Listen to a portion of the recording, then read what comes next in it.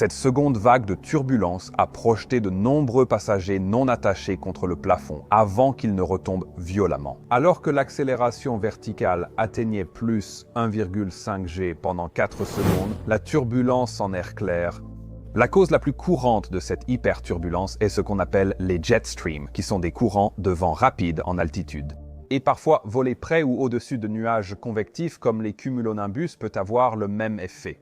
Malheureusement, nous avons récemment vu la gravité que cela peut prendre avec le vol Singapore Airlines 321 de Singapore Airlines. Le départ du vol depuis Londres et la majeure partie de son trajet au-dessus de l'Europe et de l'Asie avec ses équipages semblent s'être déroulés sans incident. Mais environ 10 heures après le début du vol, c'est à ce moment-là que l'avion a d'abord rencontré de légères turbulences.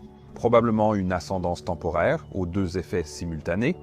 Premièrement, l'avion et ses occupants ont subi des accélérations verticales variant de 0,44 à 1,57 G. Un G équivaut à la force de gravité que nous ressentons normalement. Avec ces valeurs, les passagers auraient d'abord ressenti une légère apesanteur, puis une sensation de lourdeur. Le deuxième effet était que l'altitude et la vitesse de l'avion ont commencé à augmenter en même temps.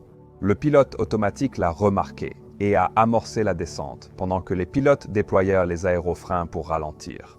Les pilotes ont aussi activé le FOSS et le signal des ceintures, mais plusieurs passagers n'ont pas eu le temps de réagir. 8 à 10 secondes seulement après cette première perturbation, l'avion a commencé à subir des accélérations verticales bien plus violentes. Et la deuxième vague de turbulence, de nombreux passagers non attachés ont d'abord heurté le plafond, puis sont retombés violemment lorsque l'accélération verticale est remontée à plus 1,5 G pendant les 4 secondes suivantes.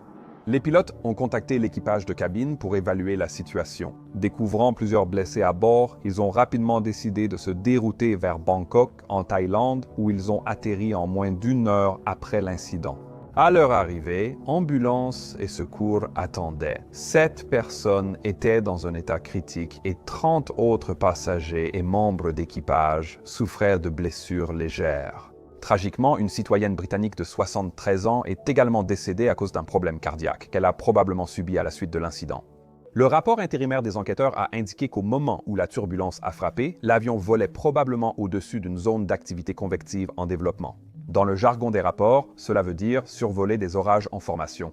Ces phénomènes peuvent monter de plusieurs milliers de pieds par minute et provoquer facilement des turbulences soudaines si l'avion est proche.